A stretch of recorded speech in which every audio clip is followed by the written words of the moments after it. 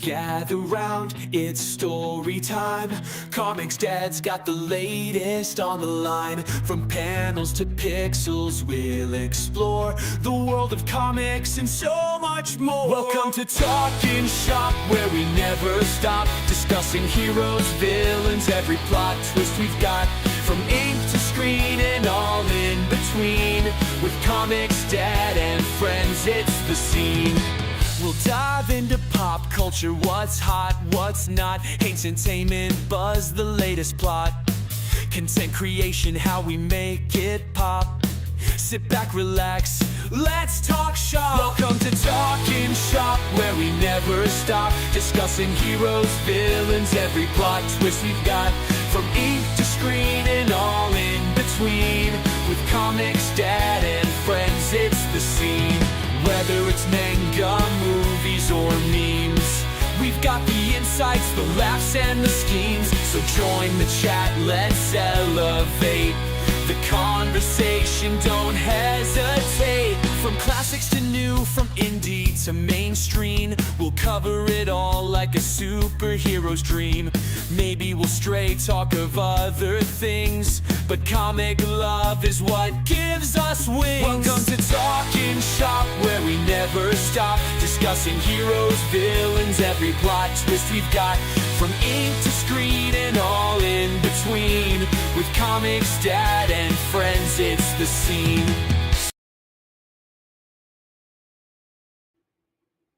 Forgot to add myself. Hey everybody, what's going on? ComixDad here, and sorry about the blowing out your ears with that intro. For some reason, Evie Mux likes to blast that jam, and you know what? That's the only intro that I think it does it with. Out of all the different intros for the shows and the gaming streams and stuff. So I think Evie Bucks just loves this intro and thinks it's a banger, maybe. I don't know. But what's going on, everybody? I'm ComixDad. Welcome back for another episode of Talkin Shop, where me and a guest, we talk comics and other topics as well as my guest's shop, which sometimes is comics, sometimes is content creation, sometimes is gaming. Once we even talked some amateur wrestling and wrestling promotion as well with a guest. So pretty much just whatever my guest here is into, we talk about that. Like I said, we talk some comics and then whatever other topics we have on hand if there's time. But before I introduce my awesome guest for tonight, let's get into the chat and say hello to everybody. The Shellfrogs on YouTube. First one in there says, "Hail ComixDad in chat." Hail Shellfrogs, what's going on? Good to see you, lady. Hope you're doing well. And then right off the bat, over on Rumble, before we even got started, our friend, the legend, Snooty Mims, for a 10, says, "You and your wife are great people. One day your daughters will pick up your mantle and become Comics Kids channel." God bless. Well, you know what, Snooty Mims, God bless you, sir. And night in and night out, you have been coming into mine and my wife's channels and just being so generous and so kind, and we are constantly humbled by you, sir, and everybody else too. But like Snooty Mims, this is becoming like a regular thing for him, and it's not necessary, Snooty. It's not necessary. It's not asked for. It's appreciated, absolutely appreciated, and humbly appreciated. But you don't got to keep doing that.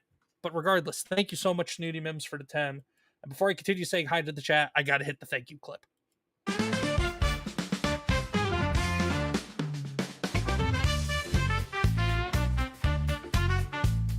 The Bully Maguire. Let's go. Yeah. Yeah, you guys don't want to see that, but I do it every time. Too bad. Get used to it. But then we got Tiny Panda Face in the chat over on Rumble with the Snooty Mims and the flashers. Because it's tiny, we gotta hit the air horn for her. There we go, Tiny Panda Face. What's going on?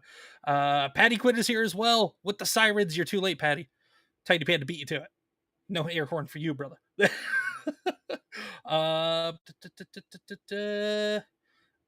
And then Power Keg Greg is here. Says, there we go. What up, yo? What up, Greg? What's going on, brother?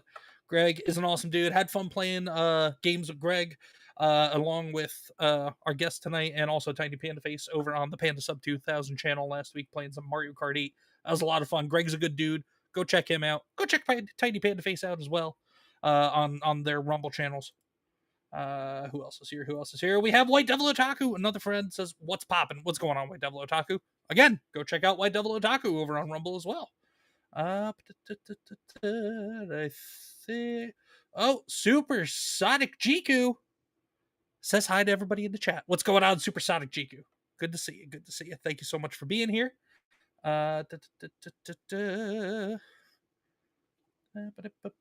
Stacy B039 says, "Hey everybody. Hey Stacy, welcome to the channel. I hope you're having a good day. Thank you so much for stopping by. And then everybody, please be sure to hit that like, hit that follow if you're on Rumble, hit that subscribe if you're on YouTube. We are in the push for 300 here on Rumble, and we finally hit our 350 mark on YouTube. So we're making the chase for the 500 subscriber mark over there before we can then wash our hands of PooTube altogether and just kind of sit back and coast over there." Wolverine of the Quarter Jew says, "Hey comics," over on YouTube. Wolverine of the Quarter Jew, what's going on, man? Welcome to the channel. Welcome to the channel. And so that's it for we got for the chat. But thank you to the 16 people that are currently here hanging out watching between Rumble and PooTube. And Stacey, no, it's all good. Don't worry. Sorry for my terrible online names. Super failed with that. You should have seen my online names in middle school and in high school. They were god awful. So no worries. But yeah, again, thank you everybody so much for being here watching. Let's just get into it. I'm going to introduce my guest. Ladies and gentlemen, this man that I'm about to introduce to you all is not just the best at gaming. He is the ultra best at gaming. And when I say the ultra best at gaming, I don't say that lightly. This man is a legendary gamer, legendary creator, legendary self-producer, as well as being involved in the SideScrollers podcast team himself. Over on Rumble, PandaSub2000. Ladies and gentlemen, I give you my guest, Phoenix of PandaSub2000.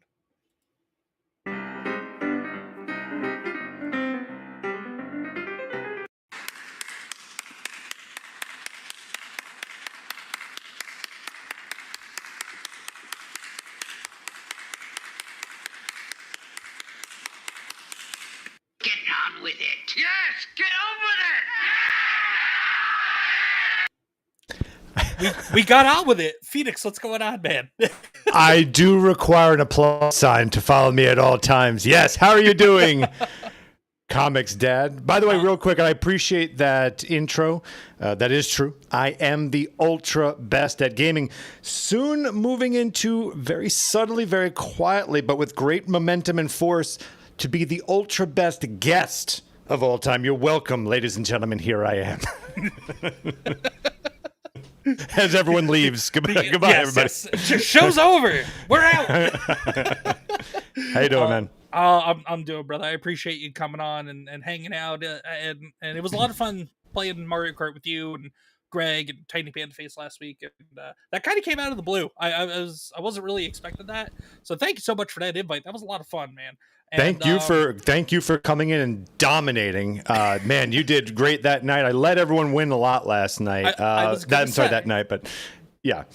Yeah, I was gonna say, with you being the ultra best at gaming, it clearly there was some foul play at work that I was winning so much. But. Well, no, when you invite your guests over, you don't want to just like shit all over them with your domination, right? No, you got to let them win here and there. You got to make them feel like they're at home. For sure. And Wolverine Snick over on Rumble says, "Hit like and repost, y'all." That's right. Everybody, please hit that repost on Rumble as well. That is probably the best button you could hit out of all three.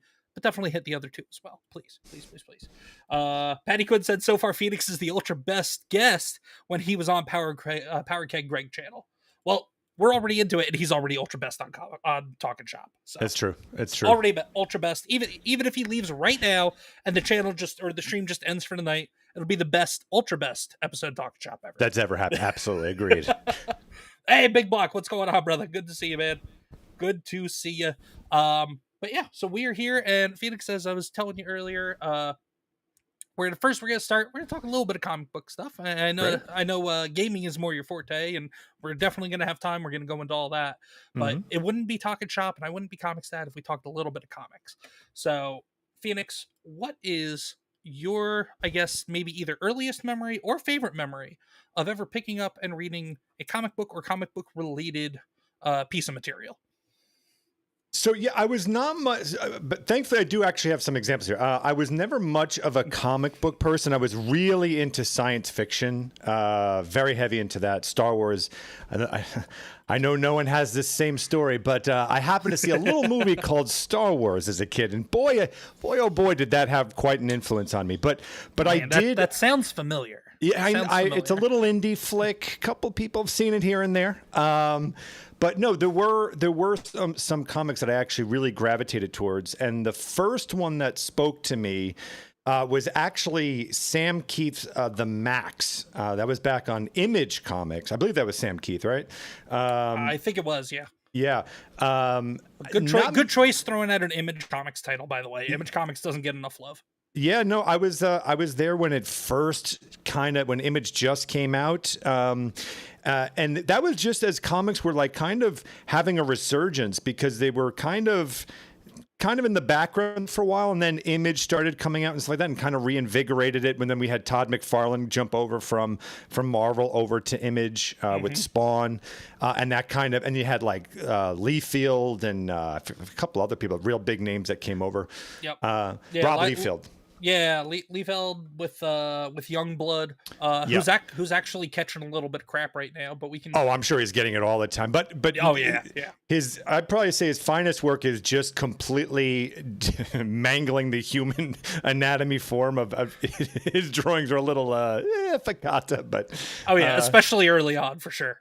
Yeah, I would say. But anyway, to answer your question, so for me it was The Max. I loved. It was such a strange comic. But the artwork in that, I don't know how familiar you are with The Max, but even the frames kind of had these like secret messages in them, and it was really, really high concept-y. So that was the first one I really gravitated towards. Yeah, The Max. I mean, I'm familiar with The Max. It was just a little bit outside of my range there when I was first getting into comics. Especially, I first got into comics. I was maybe about 9. So, and I was reading like McFarlane's Spider-Man, and even then he was already done with it at Marvel by then. But that was just kind of my first exposure. So yeah, Image was something I didn't come across until I was late into high school, or maybe even done with high school. But yeah, I am familiar with The Max. I am just not familiar with the material inside of it. But I have seen the covers. I have thumbed through an issue or a back issue or two before at some comic shops here and there. But yeah, it's definitely visually, it's a really awesome book, and I just wish I had some issues on hand to read. I mean, I'm sure I could go find it digitally and read it, but I prefer physical over digital when possible. Sure. Yeah, so you can usually get like the compilation graphic novel books of the whole series. They're probably pretty cheap nowadays. I can't imagine they're a lot of money. But real quick, one of the things I loved a lot about that comic book was that it really gave you this feeling of being in a dream. Just again, the way that the story was told, the dialogue, the way the frames were made, I just was so intoxicated by the artwork and just the pacing of everything in that. It really is. I can't recommend it enough if you like weird shit. This is not Superman. It's the farthest from Superman. No, that's fair. There's what is it? There's a title out that kind of has, I mean, it's like, I wouldn't call it superhero-y. It's more, I guess, kind of anti-hero-y, because there's a lot more violence and some blood and gore and actual killing by the protagonist in it. But Vanish is a pretty cool, like kind of trippy-ish out there title that's come out in recent years. But then also, besides The Max, a book that for me was just kind of, when I first saw the artwork of it, definitely took me to another place entirely, was The Darkness. Okay. I don't know if you're familiar with The Darkness or not. Yeah. Wait, is that from Image? Yes. You know what? Yeah. I think I know exactly what that is. While you're doing that, see that Stacy is out there. This is very unprofessional, but I just want to say, hey, Stacy, if you're looking for water with electrolytes in it, Smart Water. Go and get. You can find that at any gas station. Anyway, sorry about that. No, you're good. You're good. No, I'm just pulling up a couple of tabs here. I'm actually switching over to the screen share before we even get it going. Yeah. Darkness. Yes, I'm totally aware of it. Yes. Whoa, there we go. Is that still running? Is that still No, okay? Yeah, like that's from the image days that when I was collecting and stuff like that. Yeah. Back in those definitely early days of Image, when we definitely had that hardcore '90s comics feel, and it was really cool. But all right, so we don't need that. It was like sex and violence. Like that's what Image was. It was like total sex and violence. Oh yeah. Yeah. Now Images. I mean, Images into definitely still the violence. They're getting into because they have GI Joe, Transformers over there now, so they're getting into some like recognizable titles as well. But they're still doing really awesome things because Images is a creator owned publisher. So. Mm-hmm. So anybody that goes to Image, like, hey, this is my book. Here's the gist of it. I already have an issue mostly written, or here's at least a script or whatever, and then Image like, okay, cool, this is something that we would love to publish, and just they get like a small percentage, but the creator still owns it, as opposed to if that creator went to Marvel with an original story, Marvel or DC, it'd be like, no, ours, give me money. Right. We love this idea, here, sign all these agreements saying we own your soul and everything else that you create. Yeah. 1 second. Tiny Panda Face. Hey, people on the YouTube side, Rumble's more fun. Come on over. That's right, to the 2 people on the YouTube side. PooTube. But I do appreciate the people on YouTube, though. Like I said, we just recently hit 350 subscribers. The people that are over there, I have my regular folks that usually come in and watch most of the streams, whether it's the gaming or the shows or whatever. I appreciate the YouTube audience, but Rumble's more fun. And oh, that reminds me. I made Sergeant Wilkie a promise that I did not. I don't know if you're. And we're nude, Sergeant by Wilkie. the way. Yes. If you're on YouTube, you're not seeing it. We're nude with lots of beautiful ladies on the Rumble side. So just come on over there. Well, Phoenix is not me. Queen Comics wife is down the hallway in the other room, and that's the only beautiful lady I know. That's right. Yes. That's what I meant. That's exactly what I meant. But no, there's something I actually forgot to do. Look at me. I'm causing marital problems. I'm already. Don't invite me on your show, guys. Well, what was it? No, it's. Are you familiar with who Sergeant Wilkie is? No. Yeah, he's another Rumble gaming channel, but he Okay. I forgot to do this before the show started. He sent me an emote, a really fun emote to upload for the channel, and no, I can't upload it because it's too big. Wilkie. But no, I was after I was on your channel last week playing Mario Kart with you guys. I was actually over on his channel on Saturday playing Mario Kart, having fun, and Queen Comics wife was playing as well. And there's this running joke that she'll go get the wooden spoon and whack me with it once in a while if I'm out of line. So Wilkie made or found a really funny wooden spoon with a face and angry face and arms and everything. So I forgot to upload it before the stream, but it's too big. So darn you, Wilkie. But anyway. So what is I mean, are you still, like, every once in a while, do you still maybe like head out to your local comic shop and dabble, or at least maybe peruse the graphic novel section of your local bookstore or something here and there? So there aren't actually that many up in space, which is, of course, where I am. That's my lore. Of course, I'm in space. So very rarely, but every once in a while, I will come across more. Did we lose you? You did. I'll just keep talking now because that's what an ultra best at guesting can do. He can run a show even without the host, ladies and gentlemen. So what I was going to talk about is there's actually a comic book series that I actually love, and that is Brian K. Vaughan's Why the Last Man. Why, you ask? That is a good question, and I'm about to continue talking about it since we don't have a host. I just want to make sure that I'm still actually online and not just talking to myself. Though, to be fair, this is pretty much what I do when there isn't anyone around. You still up, and he's gone. How you doing there, Pat? I'm going to say hi to the chat, which I'm seeing here. Yeah, I see you. But can I hear you? Oh, I think you froze. So I'll just say, it's my good friend, Patty Quinn. How you doing there, Patty Quinn? Always fantastic when our friend Patty is in the house. There he is. Am I good now? Now you're good. Okay. All right, cool. I'm still getting used to, I got a new mouse about 3 or 4 weeks ago. I'm still getting used to it. It's one of those gaming mouses or gaming mice that has like the click buttons on the side by the thumb. That just terminates your connection? That just hits refresh on the page. It just automatically refreshes the page for some reason. Don't know. But I appreciate you holding it down and doing your, you know, what you do best, which is being the That's what ultra I best do. at everything. Thank you. It's a good point. Yes. Ultra best at covering for technical problems. Yes. But anyway, you were saying before, Yeah, so before what I was my saying, mouse so rudely interrupted us. No worries, my friend. I was actually saying, so I don't get to visit that often.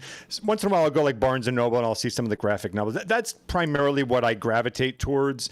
So another huge, probably my favorite comic of all time is Brian K. Vaughan's Y: The Last Man. Are you familiar with that? No, I'm not. But if you could please biggie. Elaborate and give both myself and the chat a little bit of an education on that, that'd be great. I think they even unfortunately tried to make it a TV series, I think, and it failed because it was during like the woke era that they decided to do it. It's a very, very simple concept. It's basically what happens if there was only one man left in a world of women. And it's I don't want to give anything away. It's just like it's kind of a Lost kind of. You've seen the show Lost, right? Yeah. I have. It's kind of like a Lost premise, where it kind of just feels like there's something else going on. There's a little bit of mystery to it. So why did this man survive when every other man didn't? It's a great series. I typically gravitate towards like very story driven kind of comic books. I'm not so much into like heroes, more just like graphic novel kind of stuff. Yeah, for sure. Well, Brian K. Vaughan, because I didn't hear that title, but I do know of another title he wrote. Saga? Yes, I was just going to bring up Saga. Yeah. Which is a shame because I had Saga #1. I was just kind of getting back into comics because I've been in and out of collecting and reading comics back and forth my entire life. But Sure. I was at one point when I was just starting to get back into comics after a few years of being away from reading and collecting and everything. Saga had just come out. Yep. And I was able to grab an issue #1 of Saga. But then that stint of being into comics only lasted about like a year and a half or two. And then, you know, how it goes, the money, bills, needed a car. I think I was mid-20s at that point, early 20s at that point. So I ended up selling the whole collection to get myself a beater, to get myself back and forth to the $13 an hour job. How dare you be an adult? Yeah, right. You should have just been homeless with your comic books. That's what you should have done. How dare I be a functional adult at 23-ish years old instead of being in crippling college debt? Correct. Yeah, but Saga was good. So, I mean, like, I don't know. Is it still going? I mean, because I know he does these like long hiatuses. So yeah, I think it's on one right now because I know it was running up until about maybe I want to say about maybe like 6 or 7 months ago. But I think it's still running, but I don't know if they have plans to actually continue it or not. Let's take a quick look actually, because I got this handy dandy. Oh nope, got to restart the screen share too. Okay, cool. Who needs that? There we go. I use this on my Sunday show. This is a website called leagueofcomicgeeks.com, and they also have a really handy mobile app as well. That you can look up practically every comic book ever made for the most part. Definitely some exaggeration there, but like you can catalog your collection. You can put what you want for your pull list for upcoming comics. You can see what's coming up. You can go catalog what you've read, so it doesn't just have to be in your collection. You can just be like, oh, I've read that before, but not catalog it in your collection. But let's say and I'll say while you're looking, I'd say the other because now I want to know about this since you asked. He goes on hiatuses constantly. That'll be like a year, and then he comes back to it. But I was going to say the other one, and this is the most easy like softball version of all time. But Watchmen, I loved Watchmen. Yes. And also, what's his other one? V for Vendetta, amazing. I never read V for. Oh my good lord! I did not. Did you see at least the movie? Oh yes, of course. Remember the 5th of November. Yes. Yes. Okay, so here is Saga. But why is it only showing Saga #1? That is confusing to me.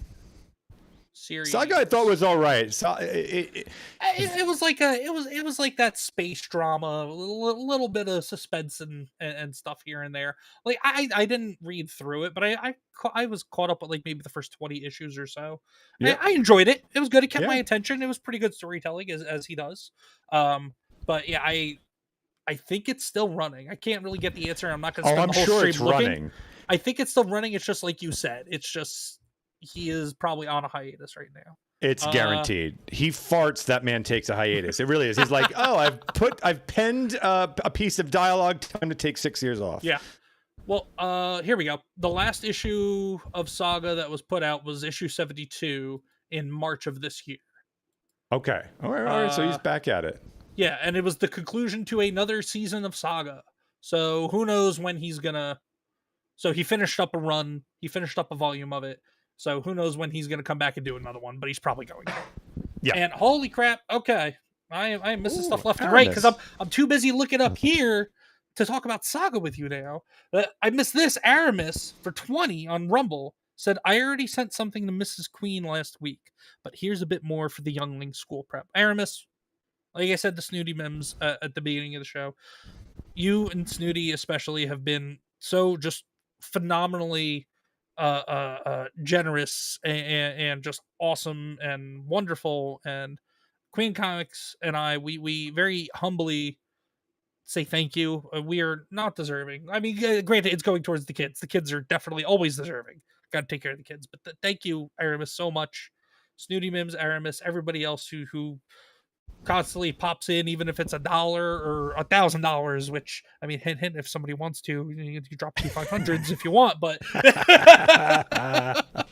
but no. But in all seriousness, Aramis, no, thank you so much for that 20. And here we go, another thank you for you, Aramis.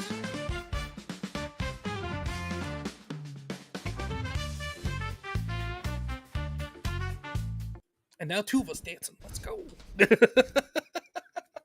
We love Aramis. Aramis, I absolutely adore Aramis. He's a brilliant guy, and he makes every chat better when he's in it. But I do imagine Aramis like he's in a cloak and he's like in lit by a fireplace, and he definitely writes in a quill, and somehow that quill translates to Rumble rants, and we appreciate that, Aramis. But like he's so proper and magical. I love Aramis. But I do, right? Can't you just imagine he's writing in quill with the quill dipping the ink? I think Aramis is on an iPad or something like that with one of those pens, with one of those smart pens, and just but with a feather. Yeah, there's a feather duct taped to it. Duct taped with a feather, and a razor blade attached right above the tip, so he doesn't ruin the screen, but just to at least make it look like it's a proper ink pen. Yes. maybe a couple of cuts on the fingertips just from going up against that razor tied to the pen once in a while. But absolutely. But Aramis, again, thank you so much. Jose Taco, Aramis. What's going on, brother? I just caught you in there. Good to see you, dude. And then before we move on, because just I'm sorry. Actually, let me hit some comments, and I do have one final comic book related thing I would like to ask you. But let's just get into some comments here. Greg he was terrible. He made a music video that involved a lot of video cuts, and it got copyrighted. Luckily, I sent YouTube a bunch of nude photos, and they overturned it. Attaboy. That's how we do. Tidy Panda Face said, your face is the max. Son of a bitch. She got you. Damn good. It. Power Keg Greg, take it to the max. Max Steel. Stacy says, Batman Year 2 is what got me into comics. Oh, very yeah, nice, good call. Stacy. Good. That is definitely a good choice. Batman Year 1 for me over Year 2, because 1 is better than 2, even though 1 is lower than 2. 1 comes first because being first is the best. But it's not, being first is not the ultra best, though. You got to be rank 0 to be the ultra best. Absolutely. Couldn't have said it better myself. Tidy Panda Face said, now that stupid viral Jamaican song is stuck in my head. Shake it to the max. And Stacy said, oh my God, don't worry, guys. I have a comic recommendation for you all. My man Keanu made Berserker. You're welcome. Read it. Enjoyed it. Did not love it, though. It was all right. Did not love it. Have you read Berserker, or have you seen about Berserker? I have not, and I know that's going to make Stacy incredibly upset with me. So I will lie and say it's the best thing I've ever read in my life. Just going to be honest with you. Fair enough. Stacy's Loved probably it. turning off the stream right now because I said I didn't love it. That's totally fine. I get it, Stacy. Nobody loves me, not even the Queen. I'm kidding. Queen Comics wife loves me. She's the best.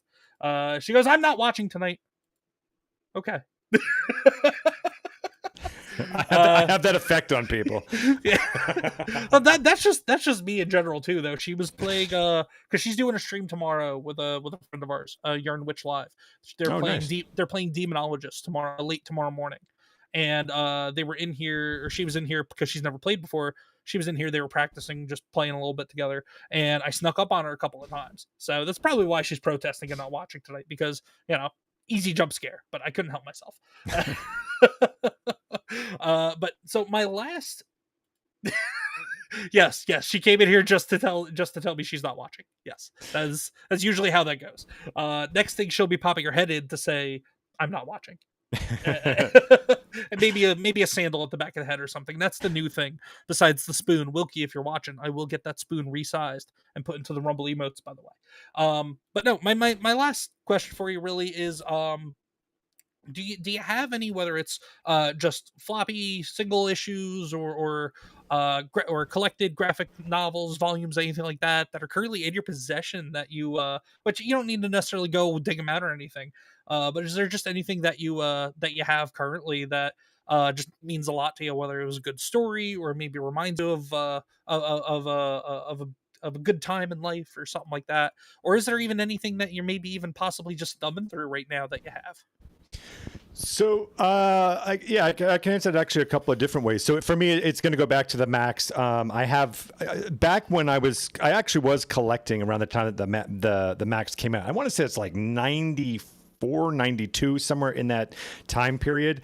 I was collecting a lot back then. And so I would go to a lot of comic book conventions. And so I have all those things signed. Like I've got the Stan Lee Marvel card signed by Stan Lee. I've got the Max signed. I've got a lot of those comics signed. I still have those.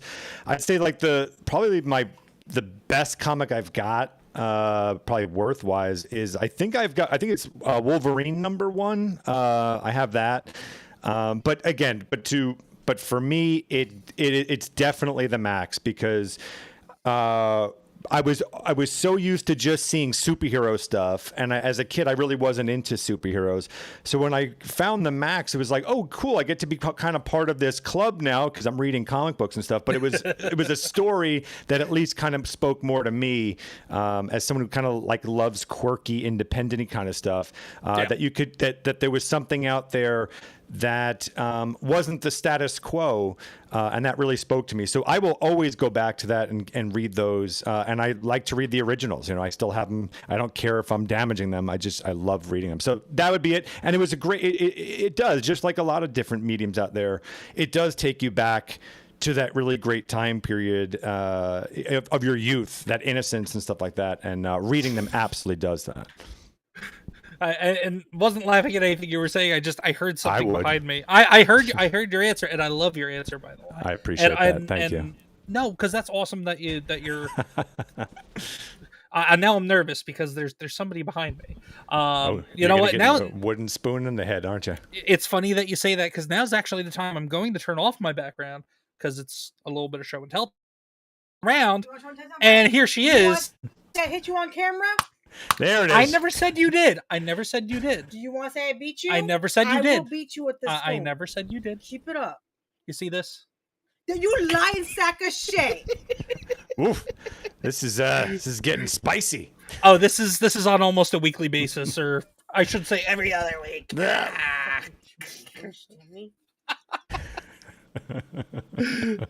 I'm going to jail, I'm going to jail for a reason. For a reason. Okay. Love you.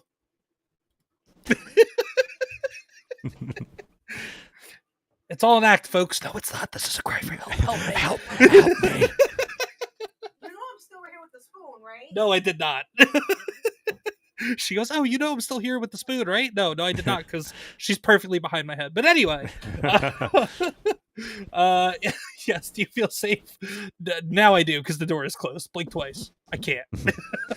But anyway, because you were talking about just how Mumbling, babbling, things no, like that. you were talking about the Max and how you love thumbing through it once in a while. Yeah. Because it just brings back those memories for you of especially being able to say, "Hey, I read comics and all that."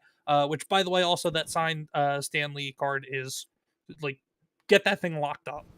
Oh yeah, I got it. Yeah. Yeah. It's good and safe. Yeah, but I actually showed this off real briefly when I was over on your channel last Wednesday playing Mario Kart. But I have, for me, that does that feeling, as I have Transformers, the new Omnibus Part 1, which collects Marvel Transformers from 1984, number 1 through 46, and it just takes you back to old school Transformers, OGG1 Transformers. I've been thumbing through this quite a bit, and it's just been bringing back. Like, granted, I was watching G1 Transformers in syndication as a kid, because I'm not as old as Queen Comics' wife. Anyway, Oh boy, kidding. Oh my, she was born when season 2 aired. It's fine. But I'm flinching for you. I'm prepared for the wooden spoon to the head. No, that was the cat that actually just opened the door. But no, this okay. has been awesome to flip through, because it's just been, like you said, just going through, and especially those memories of childhood and of like kind of like that sci-fi, not traditional superhero type of thing. Yep, I'm just going to talk through it, because the second I shut up, she's good. Yep, the second I shut up, she's coming my way. Hold on. What did you say?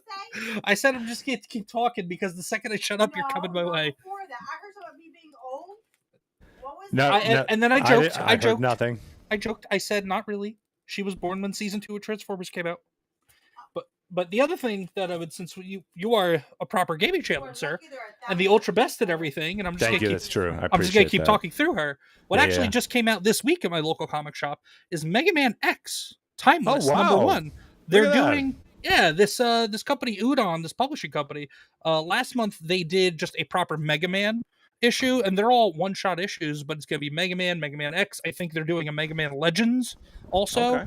But it's just a bunch of stories. I'm curious to see if they're gonna tie in together maybe at the end of each one, because there's various iterations of Mega Man that they're going to be doing number 1s for. But this was the most recent one. Yeah, it was Mega Man X. And I have not actually properly gone through this and read this yet, but it's just a lot of good fun.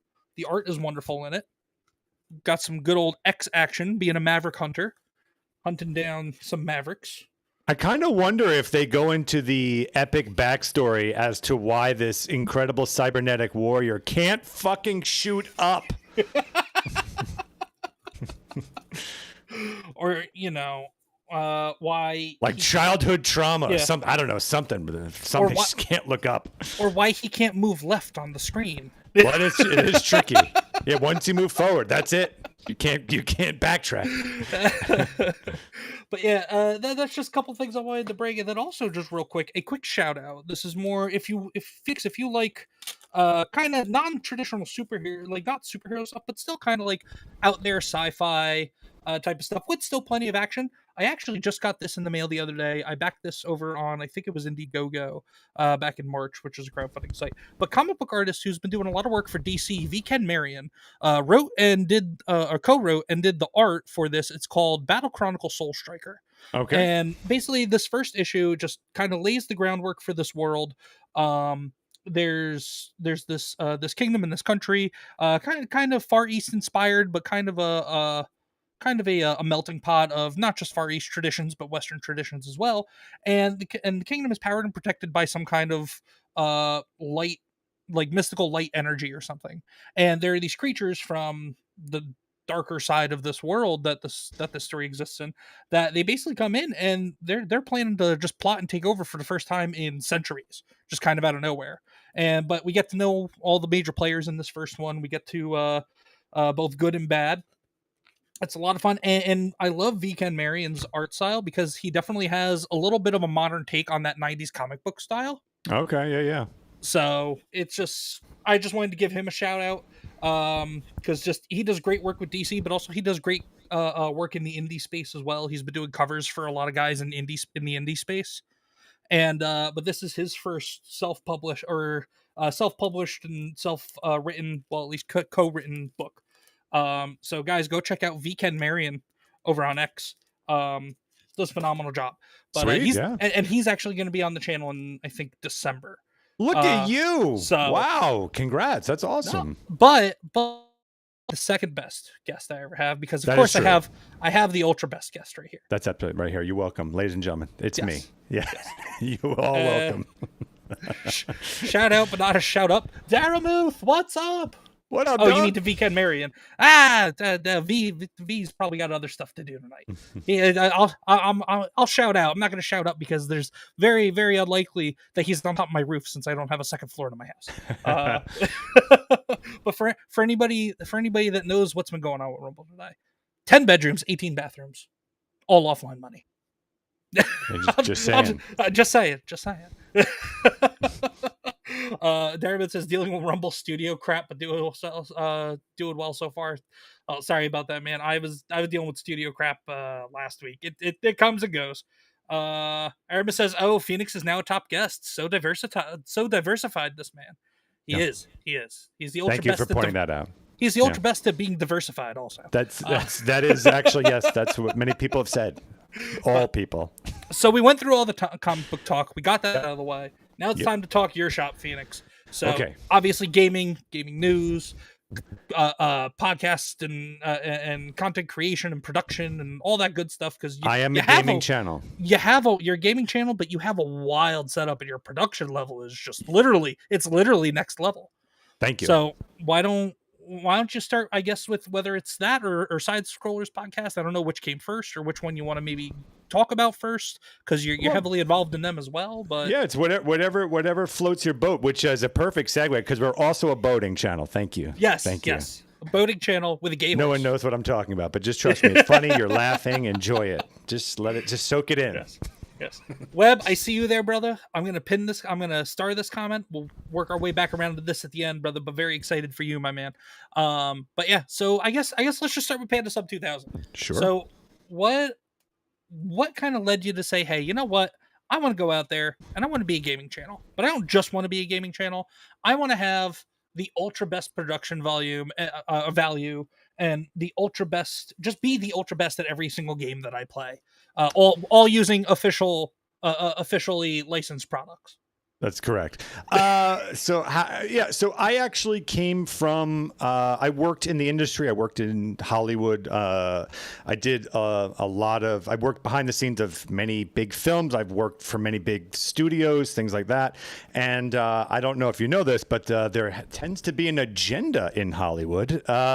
And your boy Phoenix didn't like it. Yeah. You don't say. I didn't like it. And a lot of people complain, but I've always been someone who really sticks to their morals and their principles, things like that, to the detriment of my wallet. But I can't help it. It's just like, if I don't believe in something, then I'm not going to be there. And that's what happened over there at that industry. So I decided to leave that. That was my whole everything. Okay. Ever since I was a kid, I wanted to get there, and I got there, and then I went, okay, agenda, I'm the fuck out. Well, and that's going to lead into the channel. Well, and literally my hair-filled hat off to you, sir, because there's not many people that, at least not that we hear about, that head on over there to that industry, to that part of the country, and just have the integrity to say, you know what, kind of like have you seen Grandma's Boy? Sure. Oddly enough, I've worked on Grandma's Boy. Yes. Are you serious? Yeah. Well, like Alex says, you know what, fuck this, fuck JP, fuck Brainasium, fuck Hollywood, fuck you, I'm out. So to have the integrity to basically pull in Alex from Grandma's Boy. So first off, kudos, good on you, sir. Because like I said, you don't hear that much about people really doing that. But anyway, I just wanted to applaud that and definitely highlight that for a second. But please carry on. Oh, I appreciate that. Yeah. Very, very long story short. So I didn't agree, obviously, with the agenda that was going on there, and I really didn't want to be responsible for continuing that agenda. Like, look, it's very easy to say like, well, look, who am I? I wasn't this major player in the industry. I was paving my path and I was climbing the ladder, but I obviously wasn't an exec or anything. So whatever, I'll keep my 6 figures and I'll do this. And who cares if it's the agenda? I live comfortably. I'm not that guy. I just am not. I hated the fact that even just me as this little cog in this big factory of agenda, that I'd be any small part of that. And I just never, ever wanted to have that on my conscience. So I said, F this, I'm out of here. And then worked in like retail. Like I went from, working on big films to working in retail. And you do what you got to do, and yeah, more power to you for not kind of letting your pride get in the way and just doing what's right instead of. It was a funny resume. It was a very, very funny resume of like Hollywood films, and then like would you do paper or plastic? But anyway, would you like a key grip with that? Yeah, exactly. So anyway, how this all relates is that I never stopped making stuff in the background. And one of the things that was very, very important to me was I'm getting older. I know that my time now in the industry is kind of getting over with. I wanted to show artists out there that are of my political leanings, that is not like woke agenda left. I'm more right leaning. I wanted to show artists out there that we exist. Like there is actually artists out here that are making stuff. You don't have to fall in line. You don't have to stay with those jobs. The technology exists out there where you can get on a Rumble or whatever, and for very little money, you can make stuff and, start paving your way. So I wanted to kind of be a beacon for that. So when I started making stuff, I went in with the idea of, okay, well, if I do fairly big production value and keep letting everyone know that this is on a $0 budget, that hopefully will inspire people, especially going to like Rumble. It's just like, okay, I'm going to catch the attention of somebody, and hopefully there's that artist out there that has been nervous to talk, that has been nervous to make stuff, and to come out as their political leaning. And I wanted to be that for them. That's why I kind of did everything I did over here on Rumble with this channel. Oh, and you could see it literally right here with you and Tiny Panda Face with your guys' show that you do here, Chaos and Fury, which I love the name, by the way. Thank you. Did you ever see our show that we like? A lot of people don't know this, but like we made like a TV series of PandaSub2000. Like it's got like action and I've never seen it. I knew of it, but I've never actually, for some reason, my brain, because I'm functionally retarded running this channel. I've never thought to actually ask you, hey, where can I find this? Because I do want to check it out. I've always wanted to. I've just never known where to look. But I did also just want to throw this up just to show kind of what you were talking about with bringing production value to a place like this, like Rumble, and just doing your own thing, because you are top tier, my man. I appreciate it. I do appreciate it. Look, we've had such a great time. I was never someone who ever wanted to be on camera. I'm my good friend here, Tiny over here, I think probably was laughing when I said, I'm going to make a channel, I'm going to be on it, because if she knows me, she's like, I am not a guy that would ever want to be on camera. I belong behind the camera. But I've been having so much fun doing this. So it started off with just as this experiment, just to go out there, try and hopefully kind of be this beacon for other people to come out and make stuff as well. We want to inspire people to make some great content out here. I wound up actually having fun and enjoying it and meeting incredible people like the people in the chat, like you. It's been such a worthwhile time that I don't want to leave. You're already on the show. You don't got to flatter me and soften me up. Well, that's what you do when you're the ultra best guest. You know how to. That is true. That is true. And then also just on the gaming side, I do want to just pull up just kind of on the gaming side of things as well, just to show more of that production value. And like you've got, let's see, where is it? At the beginning here, you usually got your couch. Yeah. Here we go. I mean, you've got yourself a full setup at home. Look at that. You've got yourself a full talk show desk and a full studio production.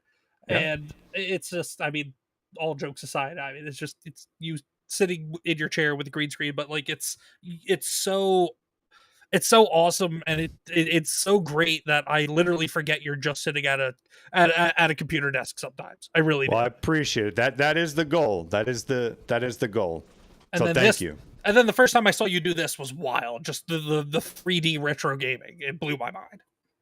That was awesome. I am in love with this thing. I think it's called 3D Sen, SEN. I forgot, but it takes a lot of these old NES games and turns them into 3D, and it's pretty fantastic.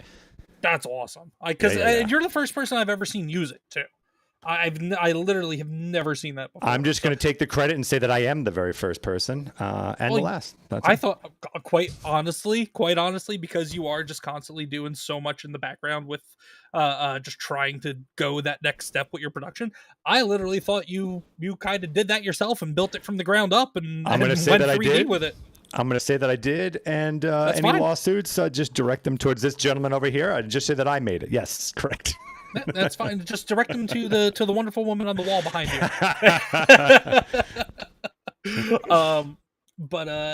So everybody go check out Phoenix on PandaSub2000. His links, all the links for Phoenix are in the description of the show, whether you are on YouTube or on Rumble, which, by the way, shout out to the 20 people currently watching between YouTube and Rumble. Thank you guys so much for being here tonight. Please hit the like, the subscribe, the follow, the repost, the share, all the good stuff. But definitely go check out Phoenix. His links are, like I said, down below on both platforms. But what is I guess kind of what is the next step for the PandaSub2000 channel before we transition over into your work with SideScrollers? So what I really want to do again, because a lot of people are kind of coming to the channel way after, long after what we originally were doing, which was that TV kind of series. My goal is to get back to that. We've shot so many episodes back in 2018. Oh wow! 2018 that I'm still working on because there's literally tens of thousands of effect shots. So, each episode can take a few years to, I'm not kidding, like a few years to make. So my goal is to get hopefully one out by the end of this year, another one, hopefully. So I want to lean back into that because that's my passion is writing and directing. So to get more of that out, while of course continuing the ultra best series that I do and perform flawlessly, of course. That's not going anywhere. Let's just be clear. And if you need any extra talent, I got that Hollywood body going on. Ooh, okay. Well, sold, my friend.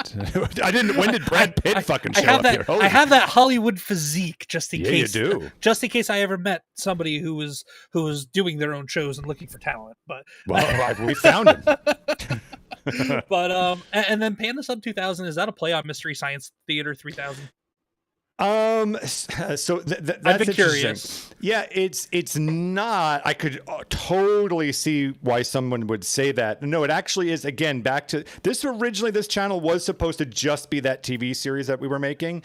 It just turned out that people really gravitated more towards the live shows, so I kind of really stuck to that. But there's a reason why it's called that, and this story tells you over time why it's called that. Gotcha. Okay. Yeah, because I was thinking about it for a while, and like I said, I knew about that show that you and Tiny Pandaface had created some episodes for it and everything. But so I was kind of curious if maybe it was kind of a rip on or a play on Mystery Science Theater 3000. So that's why I wanted to ask. I've never bothered to ask you before. So, but no, now we need you to put all these episodes out because now we need to know the reason why it's PandaSub2000. Because now that you've let that out there in the wild, people are on the edge of their seats. I can feel it. I can see it. Of course, like my God, I can't continue on with life until I know why is it called PandaSub2000. You'll find out, my friends, eventually. No, Stacy, no. No, yeah, I'm smarter than that. No, I'm actually on the SideScrollers set here. That's why I have the Sydney Sweeney up. Oh, are you? Yeah. Nice. Well, and you know what? Great segue. So let's get into just what you're obviously allowed to share. I don't know what what kind of punishment Craig has waiting for you in the basement over at the studio there. But the punishment is a wooden spoon, and he will come out at any time and hit me over the head with it. There we go. While Blabs plays more F-Zero. Yes, correct. I caught that one. That was oof. Blabs is great. That was rough to watch. Yes, it is. But so how did you get hooked up with Craig and doing stuff for him with side-scrollers? And I mean, now you're kind of a fixture on the channel too. You're just not just behind the scenes anymore too. So kind of where'd that start? How'd that all play out? So I've been very fortunate in that I've actually, oddly enough, gotten more job opportunities and offers through this channel, just the content that I'm making. And I've turned down all of them except side-scrollers. So Craig, who's the leader of side-scrollers, by the way, hopefully you'll follow them on Rumble and Kick and YouTube, all that stuff. Yes, absolutely. Incredible guy, incredible channel. I was a fan.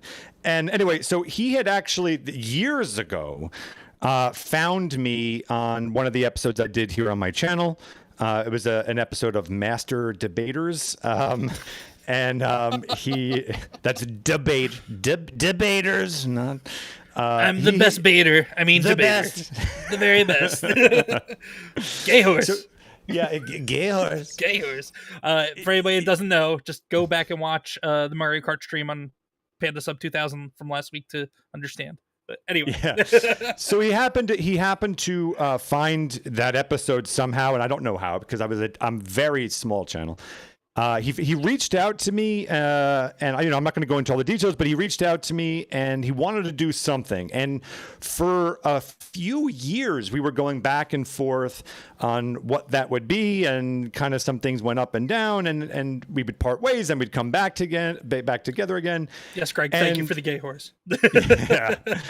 And then finally, this one stuck, which was to do this, to be a part of Side-Scrollers and to come in and help build kind of this new content for the channel, making big shows like quiz shows and events, things like that. And so we found that to be a perfect fit where I could jump on and help do that. And that's, I think I joined them, basically the beginning of this year. We'd been talked for years, since like maybe 2021 or something like that. But it finally stuck there. It was a process then. Yeah. But it just kind of would go up and down. A project would start like, maybe that's not the best fit for me, and vice versa. And then this is the one that really stuck. Well, that, and also Craig needed to be able to pull the funds to get the ultra best. So that is correct. The ultra best at everything. That is absolutely correct. But no, the idea of the game show was awesome. I watched a couple episodes of that. That was a lot of fun. And were you kind of like did you have your fingerprints kind of all over the tournament as well that they did recently, that 6-person tournament down in the yeah. A lot of that, yes. So I'm like, my official role there is, everyone at SideScrollers wears a million hats. Like, everyone's doing a billion things. For sure. The hats I wear is director of content, and also like the technical director. So gotcha. It was my responsibilities to, the team will have an idea, and then it's my job to see that idea turn into something. I build the sets, I get the technology set up, I get all that stuff, up and running.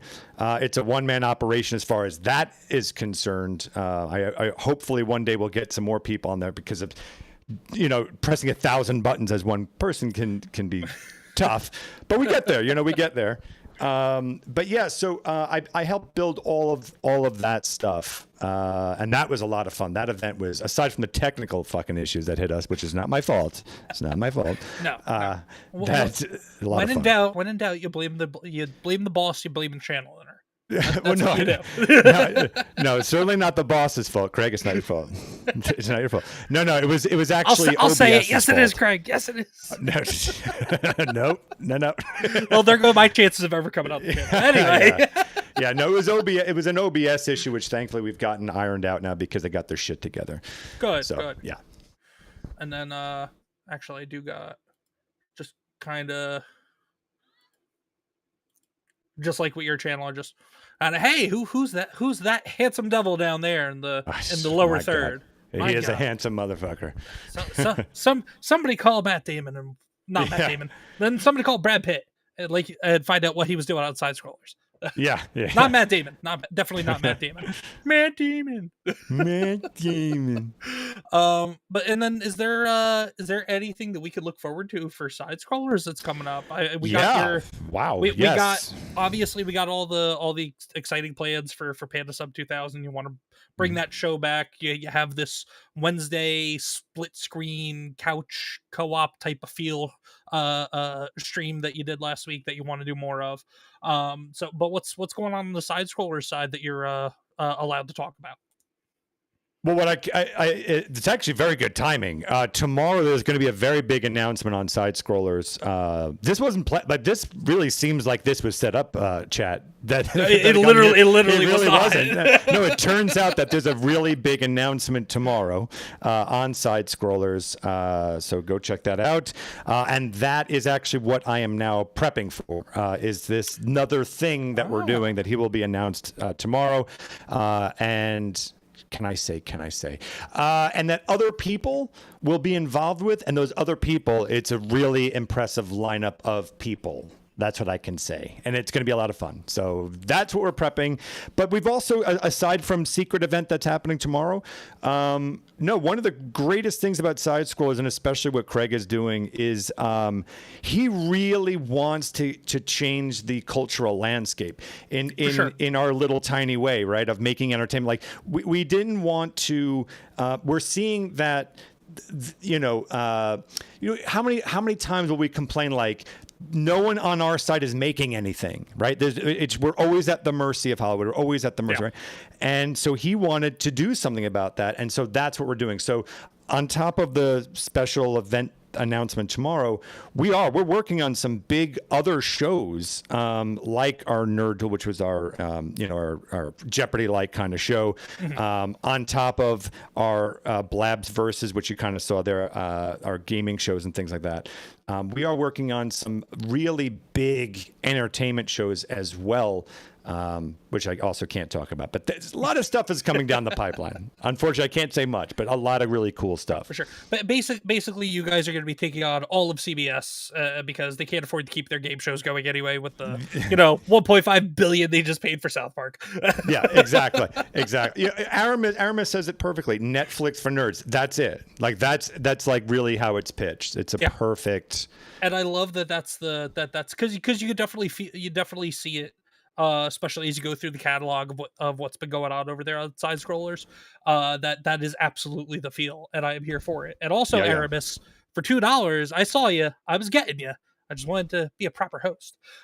Says, I'm an amateur in terms of CC, but my untrained eyes can tell the complexity and uphill process for most of the segments that Phoenix has built for Side-Scrollers. He should be proclaimed. He's one of the pillars. I do appreciate that, my friend. Thank you. And just for that.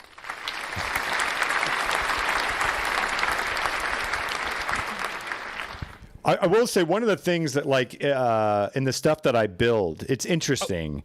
I'm sorry. 1 second, Phoenix. I'm sorry. Sure. The round of applause was for you based on Aramis's Rumble rant, but this is for Aramis for the Rumble rant. Thank you, Aramis, for the $2. I appreciate it.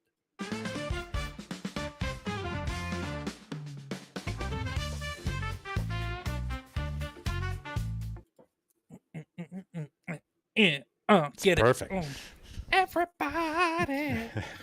Wrong song. My bad. But anyway, you were saying. I'm sorry. Netflix for nerds, basically what Aramis was saying. Yeah, I would say like one of the interesting things about the stuff that I built for Side-Scrollers is it's actually not the sexy stuff that anyone really sees, like about how complex. So I recently built a whole new podcast show for everybody, right? We're calling it Podcast Version 2. And it kind of looks a little bit like the old one, except it's built entirely from scratch. I even made code for it to be able to do functionality that you can't do in other things. Wow. Okay. Yeah. Like it's all the non-sexy stuff. Like if people saw what it takes to operate that podcast, it's pretty jarring. So I'm not kidding. There's over 300 buttons. That's like for real. There's over 300 buttons. And I think a lot of people would be surprised by that. And that's what I'm most proud of. Oh, is for that sure. It looks like you would never think that there's 300 buttons, but there is. And if you ever watch the show, you will see my head darting back and forth because I'm pressing 300 fucking buttons.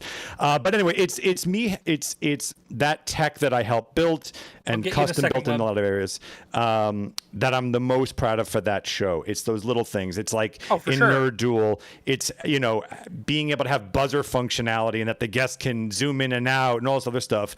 It's those little things. It's the nuts and bolts and all the things that people don't see, which is right. really honestly the more fascinating stuff in terms of, you know, how it gets implemented in, any automations that go behind it all. Literally, like you said, the coding and building from the ground up, the actual graphic design and putting everything all together into one cohesive unit. Like, and the fact that there's 300 buttons, Craig better start putting the kids to work. That's all I gotta say. It is a lot of buttons. It's a lot of buttons. Like when you can tell Craig later that I said that too. Like, Craig, the kids are old enough. Put them to work. Yeah. It's you know, like, just to put this in perspective, like when we launched that podcast for about 3 or 4 days straight, I'm not kidding, for about 3 or 4 days straight, I would just go through rhythms. I would just sit at my desk and just keep like, okay, this is going to happen. Where's that button? And to try and make it reflex to be able to do that, because you've got to remember all these buttons, and you get screw ups here and there, and you know, it can be nightmare fuel, but I got it. We're good now. Like we've been running pretty well lately. I mean, even when you have the screw ups and everything, like it's still the people that watch. And I mean, unfortunately, I don't catch side scrollers too often just because of the time and everything. Usually, usually it will either whether I was working at the time when I'm at work or doing something with the kids or whatever. Lately, it's more just kind of catching up on time with the family in the middle of the day. But when I am able to catch the episodes of side scrollers, whether it's the podcast or the Nerd Duel or anything else that happens kind of more on outside of the normal schedule, it's awesome. And I know other people appreciate it. I see them in the chat saying, hey, this looks fantastic. And the fact that Craig gives you the props for it on top of that is just kudos to him for doing that. Because I've seen people in the chats be like, not just talk about how awesome you are, but just talk about how awesome the work you do is. And the fact that the community knows about it too is fantastic. And I'm so happy for you that you're able to do something that you love with Craig and with side scrollers, but then also the people are recognizing your ultra best genius at work. Because I mean, it really is. It's nothing shy of genius, and just a lot of hard work and effort put into it, and it shows every single time, whether it's your channel or on side scrollers. Well, no, I really appreciate it, and I thank you very much. No, it's I look, I'd say the best thing about working for side scrollers for me has been that it's like, thank God it finally all paid off. Like all the sacrifice, like losing everything, paper or plastic, having to go back to that, and that it all, like, that the fact that sticking to those principles, and that someone out there picked me up and encouraged me to continue sticking to my principles while working for what I would consider the good guy, you know, the good team, has made this incredibly worth it. That there was finally like a reward at the end of it to work with such great people and a great company and stuff like that has been so amazing. So it's been great. I've been having a fantastic year, and I love that team. But nothing but good. Nothing but good. And I'm certainly sure they love you, except when Blabs versus whatever game she's got going on. Maybe that might be the only time she isn't too in love with you sometimes. Yeah. No, but I'm sure they all love you and appreciate you as much as well, actually more than even myself and the communities on both collective communities do as well. Well, it is funny. Well, first off, I'll just say I love Blabs to death. Like, Blabs is the best. She really is. She's such a good sport. We beat the shit out of her. But she is such a good sport. And by the way, she's actually very good at games, just terrible at retro games. That's the thing. But she's really, really good. And she's got her own channel. Hopefully you'll go follow her on YouTube, like Blabs Life, Blabs Games, things like that. Yeah, I follow her over on Rumble currently. I check her out when I can. Yeah, no, she's again, she's great girl. But the funny thing about Craig and I's relationship is that I'm way too weird for that crew. Like, I'm really weird. And so I would say like 90% of the time it's like them patting me on my head. It's like, that's adorable, Phoenix. Please get back to fucking normalcy. like I'll come in with these like crazy ideas of like, that's cute. Why don't you keep that on your channel? I'm like, okay. back to the corner you go while we brainstorm. Yeah. It's like, okay, that's a good idea. Okay. That's awesome. Yeah, that's 90% of my job is just like, maybe on your channel, Phoenix. But hey, you know what though? At least you're helping with the process, because then course. they know what they don't want to do now. Exactly. I'm very good at what not to do. We have Dreams Uncharted Comics, my boy Webb, friend of the channel. Go check him out, by the way, dreamsunchartedcomics.com. He's revamping and getting a new website set up and ready to go, which he and I will actually be doing a stream sometime in the next couple of weeks to talk about his new project in terms of comics that he's got coming out, but also the new website and everything too. But he said I was so busy I couldn't respond when it was relevant. But Phoenix mentioned the complaint that nobody on our side makes anything. I think the real problem is no infrastructure, and to an extent, I guess. But that's where I get like places like SideScrollers comes into play. That you're creating that infrastructure. Yeah, well, so he's not wrong. But there isn't any infrastructure. That's why I wanted to make that channel, right? Like, it was me trying to say, like, look what you can do on $0. If I can do this, and that means anyone else can do that. And now that there's more of us, maybe we can all work together and do something, and maybe you start creating that infrastructure. But it has to first start off with the idea that, guys, it's okay to be on our side of politics or on our side of thinking, and be out there and making stuff, that you don't have to apologize for that, because I can't tell you how many artists I know that are terrified to speak out. So step one is just it's basically coming out of the political closet and saying, I happen to believe in what I deem as normalcy, and I make art and I make content out there. And so now you can find me, and now we can network. Now we can build that infrastructure. And that's why I love what they call it, Rumble Revolution, and then also just the even the channels on YouTube that are just unapologetic. I mean, they ride the line because they have to if they want to stay platformed, but like even then, some of them ride a super thin line. So like, and then also on top of that, you got just in the indie comic space, Dreams Uncharted, and a lot of the indie stuff that's been going on with the crowdfunding. People like VCan Marion, the Rippaverse. You even have some Comicsgate folks, which I mean, not necessarily, just quick disclaimer for everybody that's aware of Comicsgate and all that stuff. Like, not necessarily pro CG. I'm not necessarily anti CG. I'm not necessarily pro reverse or anti reverse. I just want good stories out of comic books, and none of the garbage slop that we've been getting out of the mainstream corporate comics for the last like decade or so. And there are people on both sides of kind of that whole Rippaverse versus Comicsgate thing that provide good content and provide maybe not so good. Not necessarily still the slop, like the woke slop, but not necessarily quality sometimes. But I mean, it's all on a case by case basis. Just as a quick disclaimer on that. But and then Dreams. That's why I'm grateful to people like ComixDad who act as my hype man. Now, there you go, brother. The pleasure is all mine, dude. I had Webb, Dreams Uncharted. I had him on this show. I want to say back in April. And it was a lot of fun, and he's got some interesting and really cool stuff coming up. He just announced a couple of things on his X account today.